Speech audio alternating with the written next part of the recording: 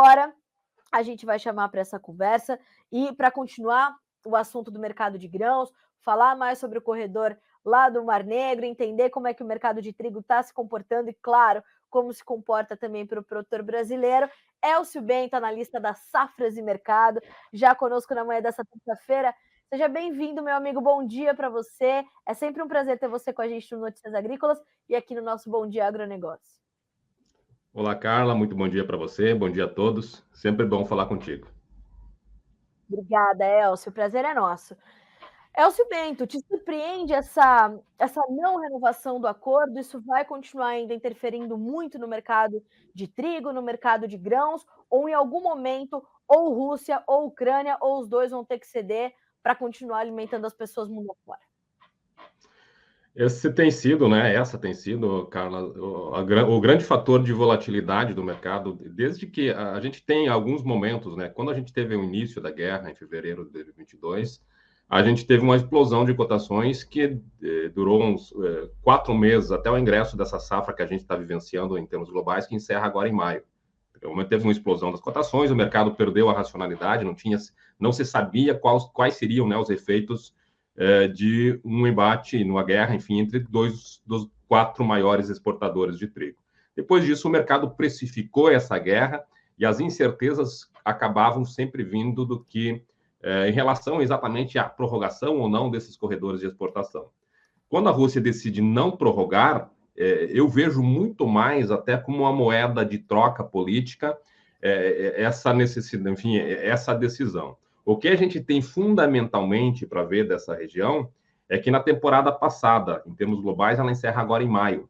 Se a gente somar os grandes exportadores do Mar Negro, nós tínhamos um aumento da produção na Rússia neste ano que encerra agora em maio, de 17 milhões de toneladas, mais 5 milhões no Cazaquistão, que também é da mesma região. Enquanto a Ucrânia reduziria a produção, ou reduziu a produção em 12 milhões. Então, se a gente fizer aí um balanço fundamental da região envolvida na guerra, mesmo com a redução da produção da Ucrânia, nós teríamos mais grãos, mais 10 milhões. 17 da Rússia, mais 5 do Cazaquistão, dá 22. Se reduziu 12 milhões na Ucrânia, a gente ainda teria um saldo exportável suprido pelas exportações da Rússia e também do Cazaquistão, que supriam a redução da produção ucraniana. Para essa temporada, agora sexta-feira, o USDA trouxe os números. Claro que é um número inicial, um número preliminar, o primeiro número da próxima temporada, mas a gente vê uma redução de produção estimada de 11 milhões na Ucrânia, de 2 milhões no Cazaquistão e também de 4 milhões na Ucrânia. Então, no frigir dos ovos, fundamentalmente falando, a gente teria enquanto na temporada que encerra agora em maio, uma elevação nessa região de 10 milhões de toneladas de disponibilidade de trigo, e nessa temporada tem uma redução de 17 milhões de toneladas na produção acumulada.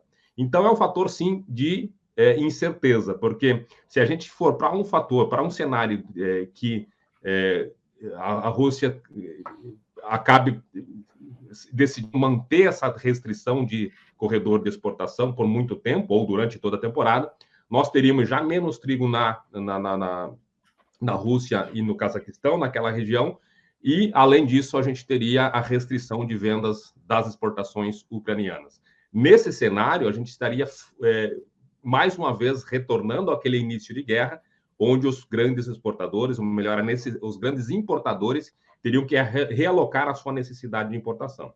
Eu vejo, Carla, mais uma vez, como um material, né, um argumento mais político da Rússia para conseguir ter uma moeda de troca aí para reduzir ou para negociar sanções. Eu acho que mais adiante a gente volta a ter esse corredor de negociação, mas, claro, a Rússia sempre está buscando alguma compensação para essa tal liberação do acordo de exportação de grão.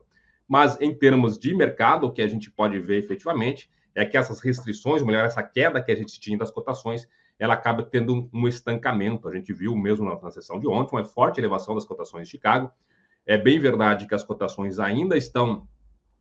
não dá para dizer que a gente tem um cenário de recuperação, mas eu acho que muito mais traz incerteza e volatilidade do que efetivamente a gente tem uma situação de mudança fundamental. É importante que a gente lembre que agora em junho começa a entrar trigo dos grandes exportadores globais, Estados Unidos, Canadá, a Índia, a China, enfim, todos os grandes, a União Europeia, todos os grandes produtores começam a colher agora. Então, essa ausência ucraniana, num primeiro momento, ela não seria tão sentida no mercado. Se a gente pensar mais em entre safra, aí poderia ser mais um fator de mais firmeza.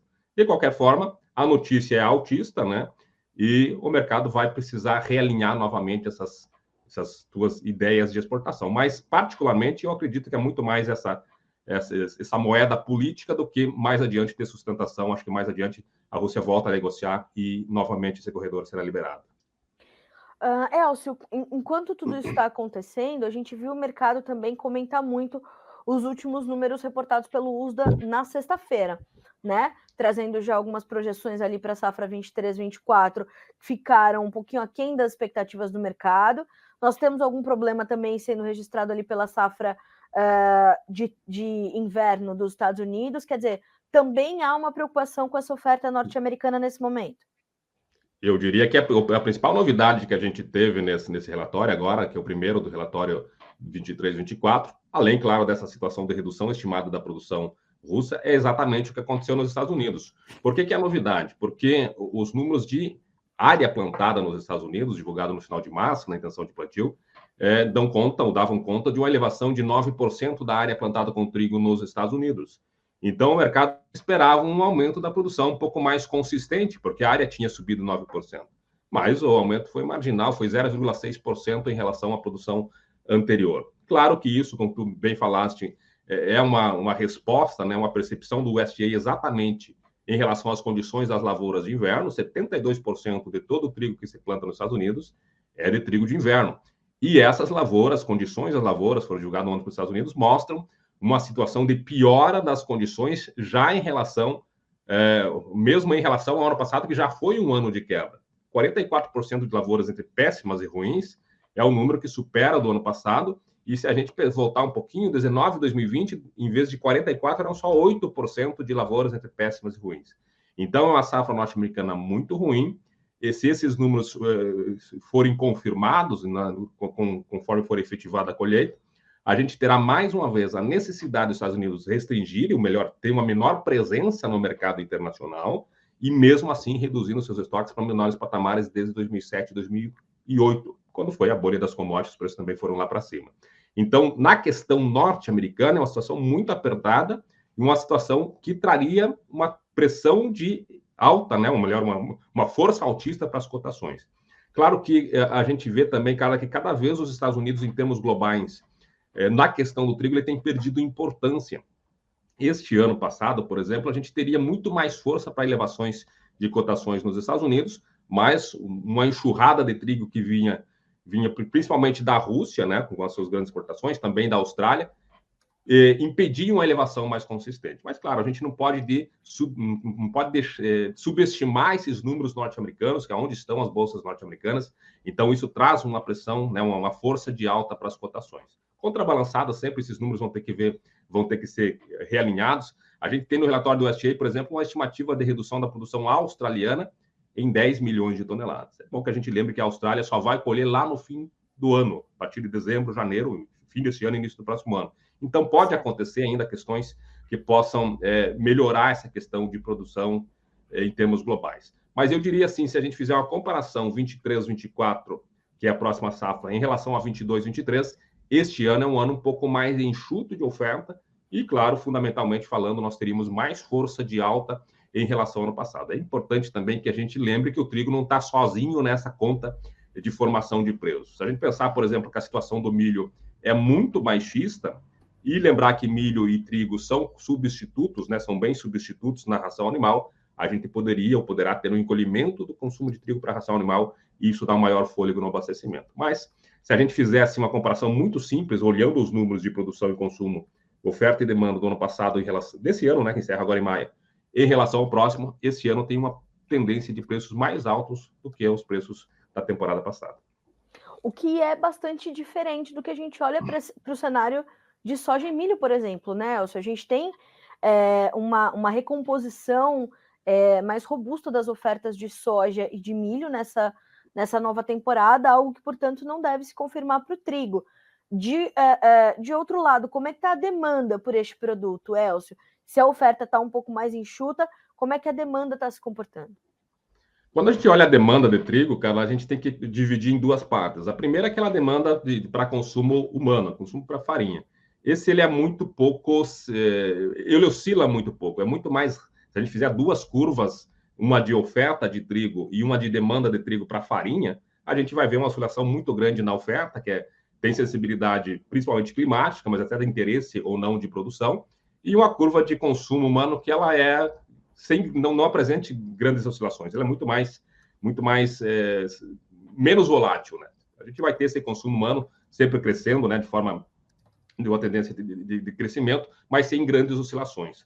Digamos que o amortecedor que vai ajustar essa demanda de trigo à sua produção é exatamente a questão do trigo para ração animal. Porque daí, aí sim, como tinha falado, se a gente tem, por exemplo, um milho muito mais barato, quer dizer que aqueles países que normalmente utilizam trigo para ração animal, isso a gente tem muito na União Europeia, tem na Rússia, tem na China, Austrália, são países que utilizam muito trigo para ração animal.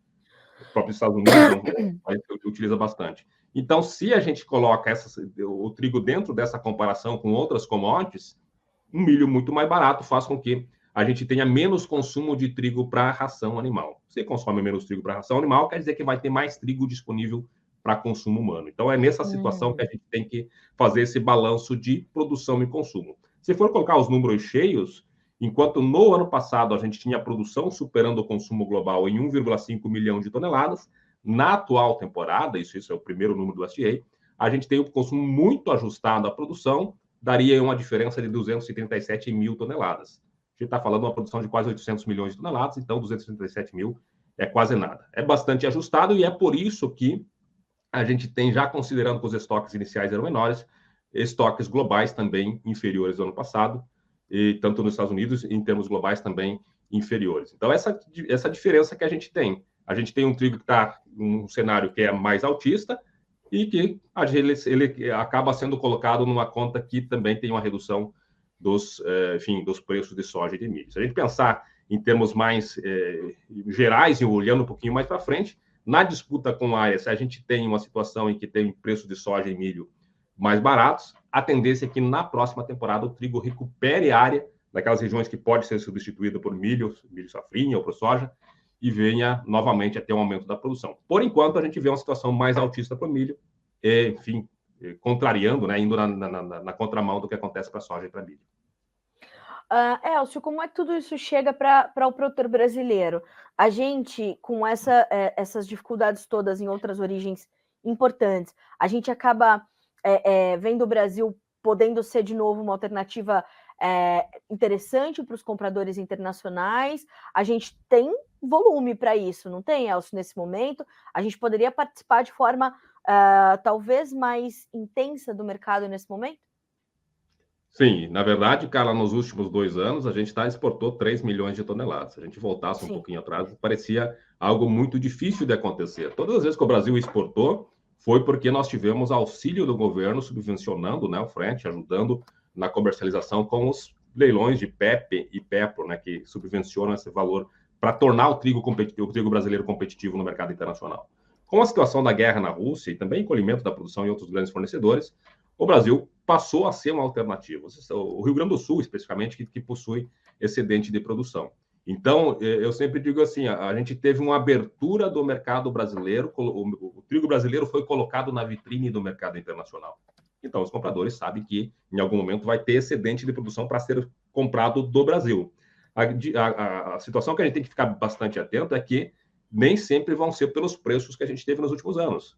Se a gente for fazer uma comparação agora, nesse momento, para ser competitivo no mercado internacional em relação ao trigo russo, por exemplo, que é o grande vendedor do mercado internacional, trigo gaúcho, que hoje é negociado, ou indicado, pelo menos entre 1.250 e 1.300, teria que estar valendo hoje 1.100 e 1.200.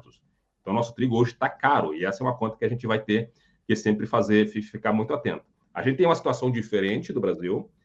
Se a gente retornar, sei lá, não precisa ir nem uma década atrás, a gente tinha uma situação que, por exemplo, se o Rio Grande do Sul produzisse mais do que o seu consumo, sei lá, uma safra de 3 milhões, o excedente que tinha em relação ao consumo gaúcho acabava ficando em estoques finais porque não tinha condições, não tinha demanda independente dos preços. Agora a gente tem essa demanda, só que muitas vezes não vai ser aos preços atrativos, né? Vão ser preços que ficam abaixo. Mas a janela está aberta, isso é muito importante porque deu liquidez ao mercado, né? Então, tem possibilidade de venda. Nem sempre aos preços que a gente está buscando. A gente teve uma safra de mais de 11 milhões de toneladas, vai colocar no mercado internacional quase 3 milhões de toneladas. Abriu também o mercado nordestino para trigo gaúcho, via cabotagem, isso também é muito importante. Então, a demanda existe. Nem sempre aos preços que o produtor precisa para cobrir os seus custos de produção, mas já é uma novidade a mais que tem, pelo menos, essa abertura de uma válvula de escape que tira a pressão de oferta de dentro e leva para o mercado internacional ou então para o mercado nordestino. Agora, essa tendência que você detalhou no começo da sua fala sobre para os preços internacionais do trigo, em algum momento ela poderia dar um fôlego para as cotações aqui no mercado brasileiro? Ela poderia chegar até o nosso produto, ou justamente por conta desse cenário de oferta interno e a gente ainda, né, construindo essas pontes para atender esses mercados a mais, como o nordestino para o trigo gaúcho, né? O mercado nordestino para o trigo gaúcho ainda vão se traduzir em preços melhores para o produtor brasileiro. O que a gente pode esperar daqui para frente para a formação dos nossos preços aqui no nosso mercado nacional? Quando a gente fala, Carla, de formação de preços, a gente tem basicamente um tripé que sustenta a formação de preços. O primeiro pezinho seria a questão de abastecimento interno. Então, você tem muito trigo no Brasil, eu vou buscar a paridade de exportação, ou seja, o que está pagando lá fora é o que vai ser pago pelo trigo brasileiro, e a paridade de importação quando tem escassez. Então, naquela ideia de que quando o moinho precisa comprar, o produtor vai estar interessado em vender ao preço que ele está comprando no mercado internacional. Basicamente, são esses dois, essa situação que existe em relação ao abastecimento. E aí tem preços internacionais e câmbio. Então, quando a gente fala, por exemplo, numa situação mais ajustada de preços internacionais, a gente está falando que apenas um desses vetores de formação de preços daria uma maior sustentação. Por outro lado, a gente tem uma produção que se estima inicialmente em mais de 12 milhões de toneladas, o plantio está iniciando bem, quer dizer que a questão de oferta interna vai ser de pressão e vai levar o mercado para a paridade de exportação.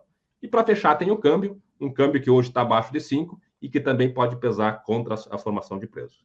A gente vai ter para essa próxima temporada, já pensando nessa safra que vai ser colhida, a gente está quase no final da safra 22-23, a gente tem uma situação de preços que ela não é favorável em termos de preços para produtor, porque vai ter muito trigo e ainda os preços da Rússia são competitivos, são muito fortes, e por último tem um câmbio que tem se mostrado em uma tendência de ficar abaixo de 5. Então, por tudo isso, muito trigo e condições de vender, que um dólar mais baixo acaba encarecendo o nosso produto, os preços nacionais ainda são baixos, tudo isso acaba trazendo uma situação de que os preços eles apontam para uma tendência de maior fraqueza. Por outro lado, e isso é novidade para essa temporada, o governo elevou seus preços mínimos, até muito meio que destoando do que a gente imaginava, porque a gente tinha um preço mínimo de R$ 1.320 a tonelada para a safra passada, que os custos de produção estavam lá em cima. Neste ano, o custo de produção reduziu muito e o governo elevou o preço mínimo para 1.463, quando a gente pega a referência de trigo tipo 1. Então, o que a gente vai ter nessa próxima temporada, Carla, o desenho que a gente tem agora, era um desenho de que o mercado internacional indicava um preço de referência aqui para o mercado brasileiro em torno de 1.100 a 1.200, e vai ter o governo indicando um preço de 1.463. E, sinceramente, Carla, eu não sei bem como que vai ser operacionalizada essa necessidade do governo intervir. Então, se for uma safra de 12 milhões de toneladas, se o governo tiver aí uma diferença de preço de mercado e de preço mínimo em torno de R$ 400 por tonelada, mesmo para colocar PEP e PEPRO seria muito caro. Se for para adquirir trigo, pagando 1.463, o governo pagando 1.463, em relação a 1.100, 1.200 no mercado, vai ser um ano bastante bagunçado e de uma necessidade de intervenção governamental. Como vai ser feita essa intervenção, ou ser feita essa intervenção, vai ditar muito de como vai ser esse mercado. Mas vai ser um mercado para a gente que é analista de mercado, de ficar um pouquinho mais careca do que eu já estou, porque vai trazer mais um complicador. Né? A gente vai ter um preço do mercado muito abaixo e um preço de referência do governo lá em cima, e isso vai dar uma bagunçada na forma de comercializar. Só para fechar essa ideia de intervenção, desde 2016, 2017, o governo não tinha necessidade de intervir no mercado. Neste ano, essa próxima safra que está se encaminhando, haverá uma necessidade de intervenção governamental. Eu, particularmente, acho que quando tem necessidade do governo intervir, o mercado fica bagunçado, é muito mais interessante para o produtor quando as condições de mercado internacional, estão favorecendo Sim. preços interessantes ao produtor. Com a intervenção governamental fica bem mais bagunçado o mercado. Mas é muito importante que o produtor, né, Elcio, tenha essa consciência de que vai haver esse momento, né? E entender que o mercado ele vai registrar essas duas realidades, nessas essas condições de livre mercado e essa necessidade de interferência do governo. É preciso que o produtor tenha essa consciência e já se prepare para isso, para tentar fazer de fato a melhor estratégia e garantir os melhores negócios, né? Perfeito, é isso mesmo, Carla. A gente tem um ano que é diferente. Na verdade, nenhum ano é igual ao outro, né? A gente teve esses 2 últimos anos, né, Carla, que foi muito atrativo em termos de preços. Tinha a situação da guerra, tinha um dólar acima de 5, tinha tudo isso que trouxe e que foi o motor, né, que na verdade foi o catalisador que impulsionou essa reação de elevar a produção. A gente saiu de uma produção de 6 milhões para conseguir 12 milhões, um preço muito próximo ao nosso consumo interno. E isso não é...